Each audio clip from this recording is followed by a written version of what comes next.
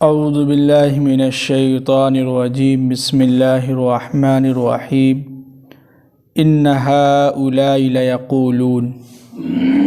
کل پچھلے آیت میں بات چل رہی تھی کہ اللہ تعالیٰ نے بنی اسرائیل کو بہت ساری نعمتیں اور کھلا ہوا انعام دیا تھا۔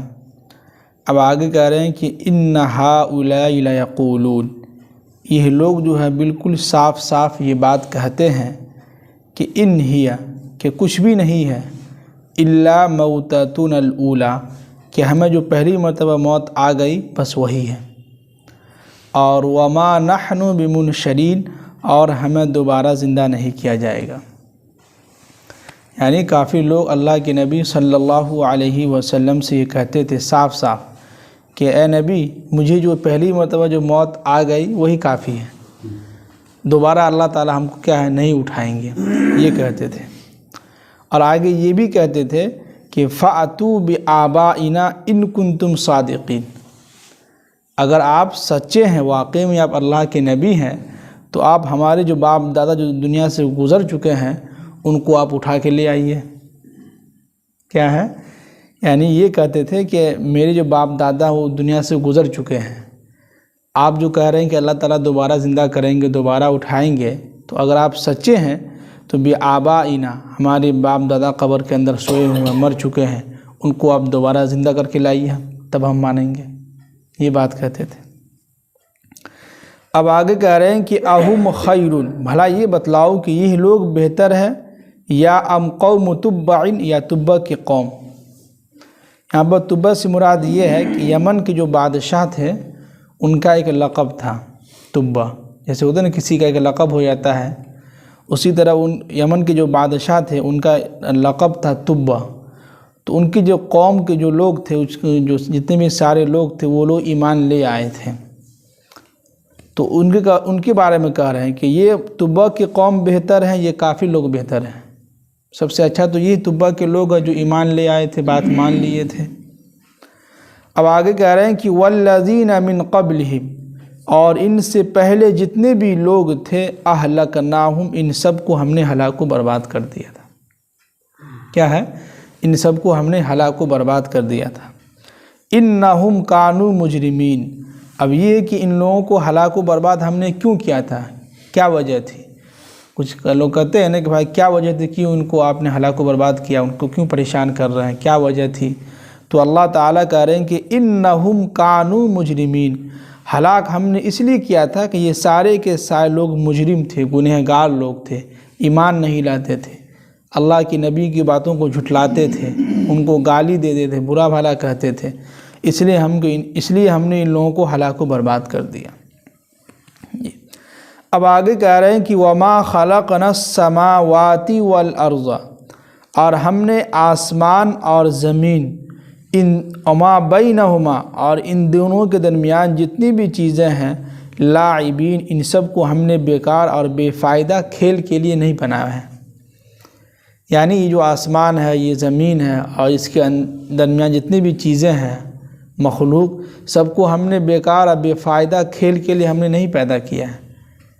جی اب آگے کہہ رہے ہیں کہ ما خلقناہما الا بالحق، مگر یہ کہ ہم نے بالکل برحق مقصد کے لیے ان سب کو پیدا کیا ہے۔ اگر ان سب کو ہم نے پیدا کیا ہے تو پیدا کرنے کے بعد اللہ تعالیٰ نے قیامت کا دن بھی رکھا ہے کہ نہیں؟ اور قیامت کا دن نہ رکھتا تو پھر دنیا کے اندر جو لوگ ظلم کر رہے ہیں، جو لوگ ناانصافی کر رہے ہیں، اور جو لوگ نیک والا کام کر رہے ہیں، تو ان دونوں کو کیا ملے گا؟ کچھ بھی نہیں۔ تو دونوں کو تو کچھ ملنا چاہیے، تو ان دونوں کو ملنے کے لیے جزا اور سزا، جس کو کہتے ہیں جزا اور سزا، ایک انعام ایک سزا۔ تو جو لوگ ظلم کیے ہیں اللہ تعالیٰ ان کو معاف نہیں کریں گے۔ ایسے نہیں ہے کہ جو ظلم کر لیا دنیا کے اندر تو بچ جائیں گے، نہ، اللہ نے ایک دن رکھا ہے۔ تو وہی کہہ رہے ہم نے آسمان اور زمین کو یوں ہی نہیں پیدا کیا ہے، اور اس کے درمیان جتنے بھی 18,000 مخلوق ہے، 17,000 مخلوق ہے، درخت ہے، چرندے پرندے ہیں، گائے بیل بھینس ہے، ان سب سے ہم فائدہ اٹھا رہے ہیں کہ نہیں؟ گائے ہے، گائے سے دودھ بھی ہم لوگ فائدہ اس سے جو ہے لے رہے ہیں، گوبر ہے اس سے بھی فائدہ ہو رہا ہے، پھر اسی دودھ سے گھی بھی بناتے ہیں، پنیر بھی بناتے ہیں، دہی بھی بناتے ہیں، بہت ساری چیز بنا لیتے ہیں۔ تو اللہ تعالیٰ کہہ رہے ہیں کہ ان سب کو ہم نے بیکار نہیں پیدا کیا ہے، یہ تمہیں لوگوں کے لیے پیدا کیا ہے، اور جتنا بھی یہ کھا رہے ہو سب کا ہم حساب لیں گے۔ اللہ تعالیٰ کہہ رہے ہیں کہ ان سب کا ہم حساب لیں گے، ایسا نہیں کہ کھا پی کے جو ہے مر گئے، ختم ہو گئے، اللہ تعالیٰ حساب نہیں لیں گے، نہ نہ نہ، ما خلقناہما الا بالحق، اللہ نے ان سب چیزوں کو برحق اور مقصد کے لیے پیدا کیا، کوئی نہ کوئی مقصد ضرور ہے۔ جی اب آگے کہہ رہے ہیں کہ وَلَٰكِنَّ أَكْثَرَهُمْ لَا يَعْلَمُونَ، اور حقیقت یہ ہے کہ اکثر لوگوں کو معلوم نہیں ہے۔ کیا ہے؟ اکثر لوگوں کو معلوم نہیں ہے۔ جن لوگوں کو معلوم ہے، جن لوگوں نے یقین کیا، جن لوگوں نے ایمان لایا، وہ لوگ جو اللہ کی عبادت کر رہے ہیں ان کو ڈر ہے بھائی اگر دنیا کے اندر اللہ کی عبادت نہیں کریں گے تو اللہ تعالیٰ کل قیامت کے دن ہم سے پوچھیں گے، ہم سے سوال جواب کریں گے، ہم کو جو ہے اگر نیک والا کام کریں گے تو اللہ تعالیٰ انعام دیں گے۔ انعام کیا ملے گا کہ جنت کے اندر داخل کر دیں گے، اور سزا کیا ملے گا کہ جہنم کے اندر داخل کر دیں گے۔ تو یہ دونوں چیزیں ہیں۔ اب آگے کہہ رہے ہیں کہ ان یوم الفصل میقاتہم اجمعین، کہ اے نبی صلی اللہ علیہ وسلم ان لوگوں کو بتا دیجئے کہ فیصلے کا دن ایک وقت میعاد مقررہ ہے، یعنی ان سب کا جو فیصلہ ہوگا، فیصلے کا ایک دن ہم نے رکھا ہے۔ جیسے ہوتے نا کہ کورٹ وغیرہ میں تاریخ ملتی ہے کہ فلاں تاریخ کو ان کا فیصلہ ہوگا، تو اللہ تعالیٰ کہہ رہے ہیں کہ ان یوم الفصل میقاتہم اجمعین، ہم نے فیصلے کا دن ایک دن رکھا ہے، وہ ضرور ہو کر رہے گا۔ اب آگے اس دن کیا ہوگا، قیامت کے دن، اس کے بارے میں بتلا رہے ہیں کہ یوم لا یغنی مولا عن مولا شیئا، اس دن کوئی دوست کسی دوست کا کام نہیں آئے گا۔ کیا ہے؟ اس دن کسی دوست جو ہے کسی دوست کا کام نہیں آئے گا۔ کس دن؟ قیامت کے دن۔ دنیا کے اندر تو آدمی پیسہ وسا دے دے کے دوست وغیرہ ہے تو کچھ جھوٹ پوچھ بول کے بچا لیتا ہے، لیکن اللہ تعالیٰ کل قیامت کے دن کہہ رہے ہیں کہ اس کا اگر جگری دوست بھی ہوگا نا وہ بھی نہیں بچا سکتا ہے، یہاں تک کہ اگر باپ بھی ہوگا، بیٹا بھی ہوگا، بیوی بھی ہوگی، کوئی بھی ہوگا، کوئی نہیں بچا سکتا۔ وہاں صرف اپنا اپنا اعمال دیکھا جائے گا۔ اور آگے کہہ رہے ہیں کہ وَلَا هُمْ يُنصَرُونَ، اور نہ ان کی کوئی مدد کی جائے گی۔ کیا ہے؟ اور نہ ان کی ذرا سے بھی کوئی مدد کی جائے گی۔ ہاں الا مگر رحم اللہ، اللہ تعالیٰ جس پر رحم کر دے۔ کیا ہے؟ اللہ تعالیٰ جس پر رحم کر دے وہ انسان بچ جائے گا، لیکن وہاں کوئی کسی کا جو ہے مددگار نہیں ہوگا۔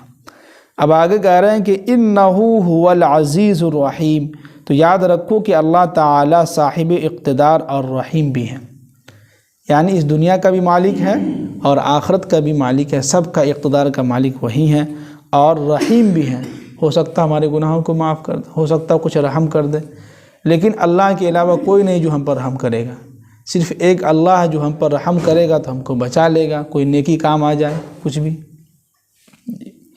تو اتنے سارے آیت میں سمجھیے کہ اللہ تعالیٰ کفار مشرکین کے بارے میں بتلا رہے تھے، اور سب سے اہم یہ ہے کہ ہم اور آپ یہ نہ سوچیں کہ دنیا کے اندر فلاں آدمی خوب مستی کر رہا ہے، فلاں خوب پیسہ کما رہا ہے، خوب مستی کر رہا ہے، عیش و آرام کر رہا ہے، اس کو اللہ تعالیٰ کچھ بھی نہیں، کوئی مصیبت نہیں۔ اور ایک ہم لوگ ہیں ایمان والے ہیں، 10 طرح کی مصیبتیں ہیں، یہ کام کرو، نیک والا کام کرو، فجر میں اٹھنا ہے، پھر عشاء میں آنا ہے، تو یہ کام سب مشکل تو ہے، لیکن اس پہ کیا ہے ثواب کتنا ملنا یہ بھی تو دیکھنا ہوگا۔ یہ دونوں برابر نہیں ہو سکتے ہیں، ایک نیکی والا، ایک جو بدی جو برائی کر رہا ہے، یہ دونوں برابر ہو سکتے ہیں؟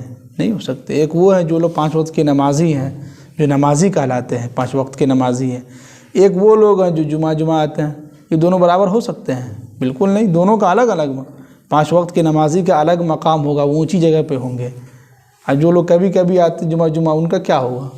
وہ تو اللہ ہی معاف کرے، وہ الگ بات ہے، لیکن جو قرآن و حدیث تو یہی کہتا ہے کہ جو شخص 5 وقت کی نماز کی پابندی کرتا ہے، کثرت سے مسجد میں آتا ہے، ان کا اونچا مقام ہوگا، وہ مشک کے ٹیلوں پر گھومیں گے، پھریں گے، تفریح کریں گے، باقی سارے لوگ جو ہے اپنا حساب دیں گے۔ تو سب کا الگ الگ مقام ہے۔ تو اللہ نے دنیا کے اندر جو ہے جو پیدا کیے ہیں ساری چیزوں کو بیکار اور مقصد کے پیدا نہیں کیا، کچھ نہ کچھ مقصد ہے۔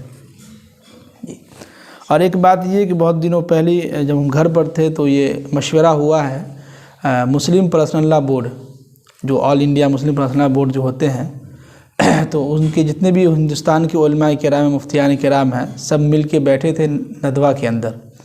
تو وہاں میٹنگ ہوئی ہے, مشورہ یہ ہوا ہے کہ مسلمان جو ہے پبلک والی جگہ پر نماز پڑھنے سے بچیں.